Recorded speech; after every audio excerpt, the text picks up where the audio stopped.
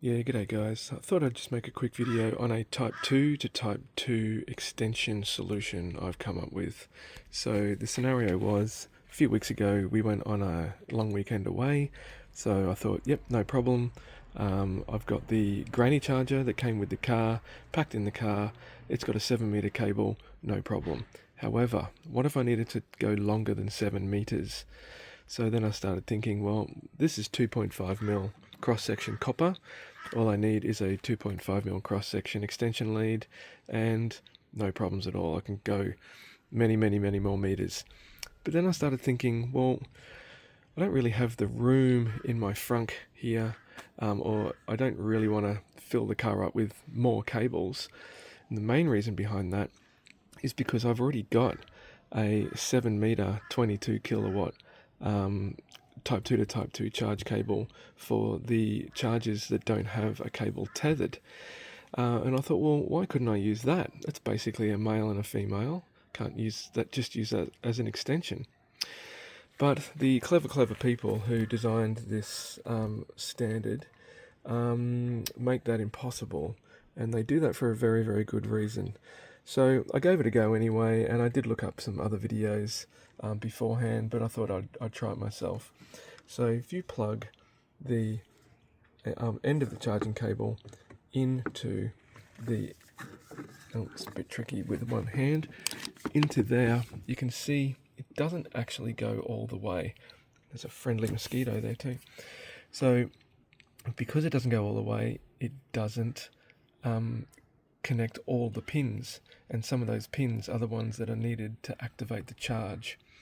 So a common solution or a hack to this is literally to hack off 11 millimeters from here down with an angle grinder, because as you can see, there's no metal in there for quite a way.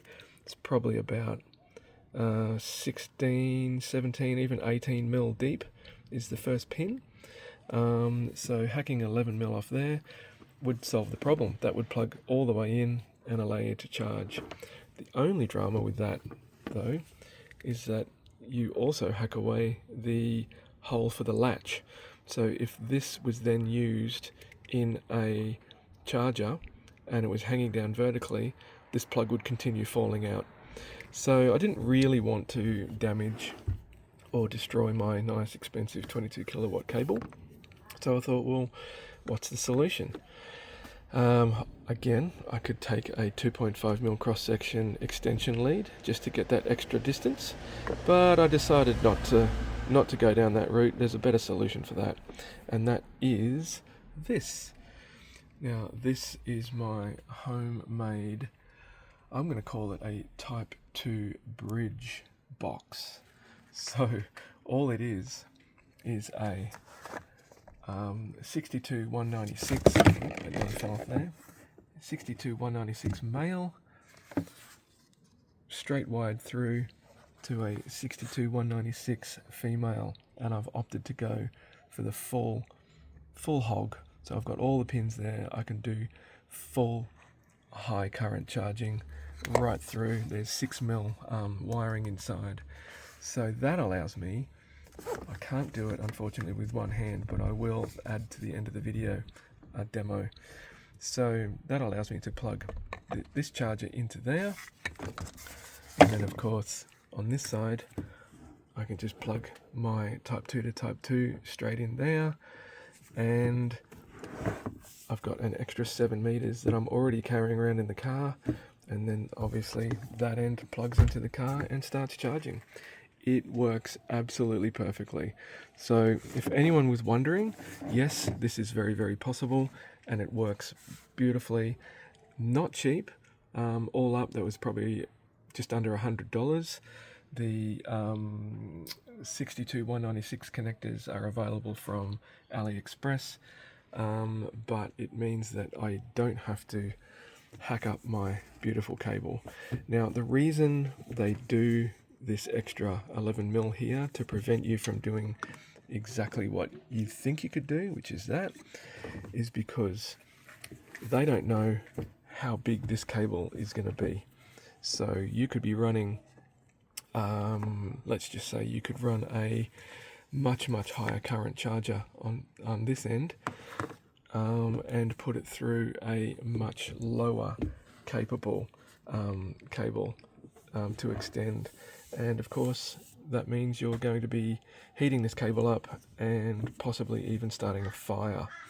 But because I know this cable is a 22 kilowatt and it's made up of, you can even see it there, 5 by 6 mil wiring inside, which is the same as what's in there, which is actually bigger than the wiring that's in my granny charger.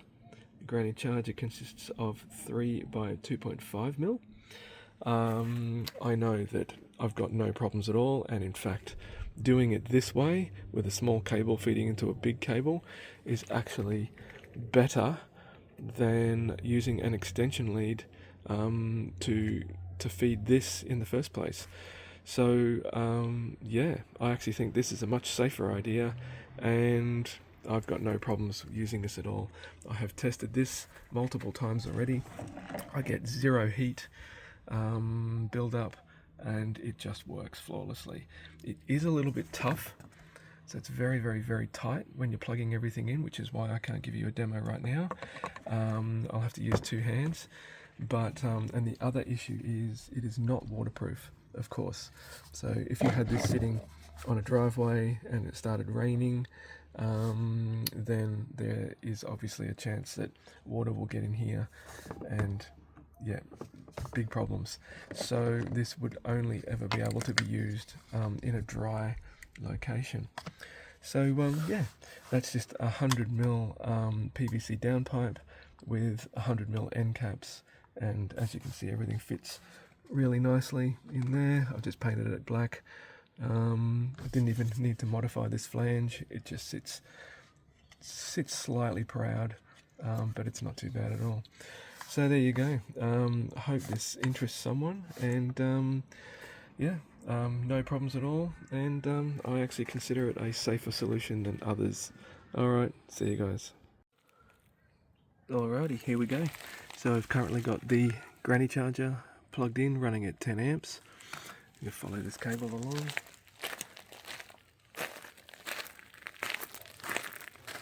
And there we are, there is the bridge adapter.